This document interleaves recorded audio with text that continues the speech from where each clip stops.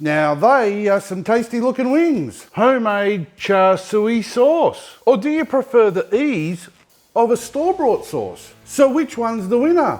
The homemade or the store-bought? We are making Char Siu chicken wings just because I want to show people it's okay to think outside of the box. For this recipe, I grabbed 1.2 kilograms of separated wings from Mick out at Gippsland Premium Meats. Now, since we are testing homemade and store-bought Char Siu sauce, I'm just going to split these into 2 even piles. Then grab 2 large Ziploc bags and write number 1 homemade on one and number 2 store-bought on the other. And your wings can now go into the bags, ready for their marinade. You can use containers for this. I just find Ziploc bags are a lot easier to use. Let's make our homemade Char Siu marinade first. Into a small bowl, you're going to want to add the following ingredients. 2 tablespoons of honey, 2 tablespoons of hoisin sauce, 1 tablespoon of soy sauce, 3 cloves of garlic that have been minced, 1 teaspoon of grated ginger. Next up is the fermented bean curd with soy. And you want to grab out 2 cubes of the fermented bean curd. There we go. And you want to get 4 tablespoons of the liquid as well. 1 tablespoon of Schueys oil and 1 teaspoon of Chinese spice. And then mix this up well. And then just add this to bag number 1 with homemade written on it. Squeeze out the excess air. Seal the bag and make sure all of those wings get covered.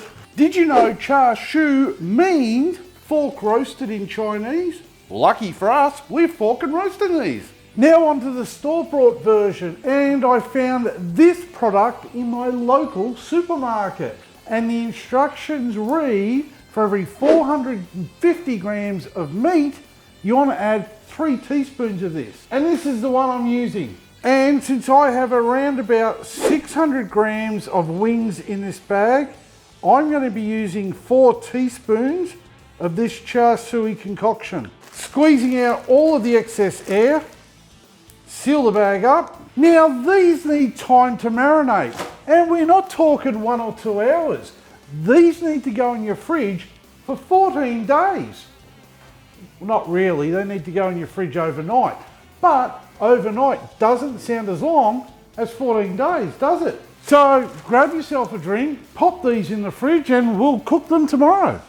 If you're not allowing your food to marinate for long enough, that should be illegal. Today, I'm using a 57 centimeter Weber kettle, and I'm also pairing it up with a kettle cone, and I'll be loading that up with Heat Beads original briquettes, because I want to be cooking indirectly with a temp of 240 degrees Celsius and above today. And how I'll do that is by putting the kettle cone in the middle of the charcoal grate. Then I'll 3/4 fill the chimney starter with briquettes, light them up. Once they're all ashed over, we will dump them into the kettle cone.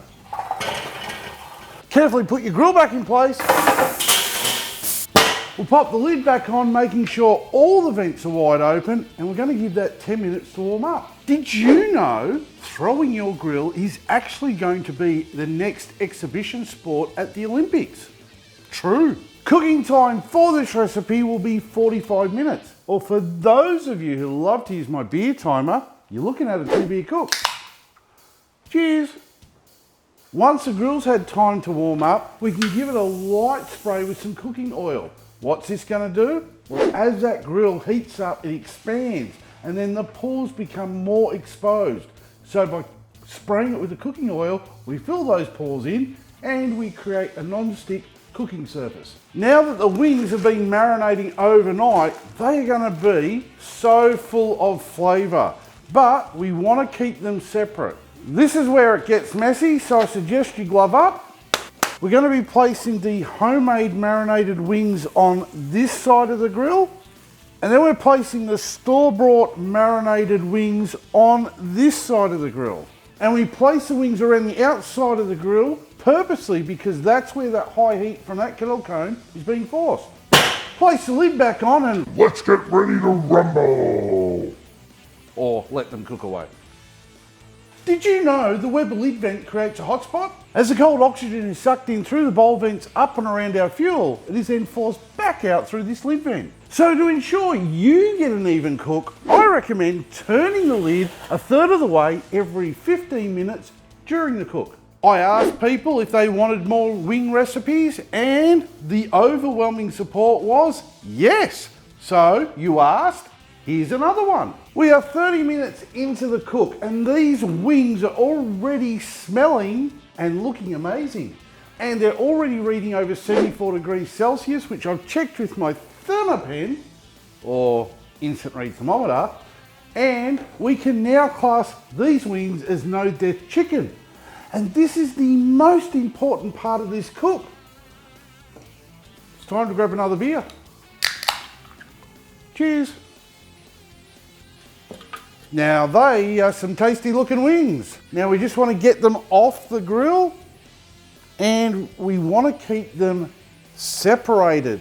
This side is the store-bought Char Siu and this side is the homemade Char Siu sauce.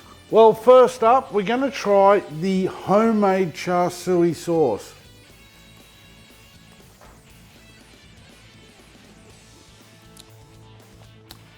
That's that authentic Char Siu sauce that I'm used to from a Chinese shop.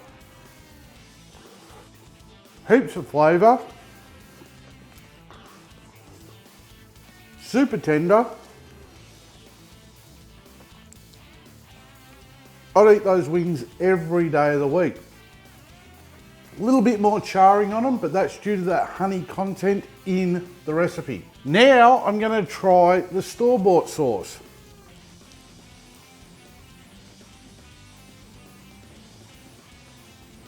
The flavour's there, but it's not as strong. And it hasn't penetrated the wing as much. A little less burning or charring on it. I'd say the store-bought's got a lot less sugar content. So which one's the winner? The homemade or the store-bought? Dun dun dun! The homemade one. Easily, more flavour, and that's what we want. Oh, yum. And even though we pushed it a little bit further, it's still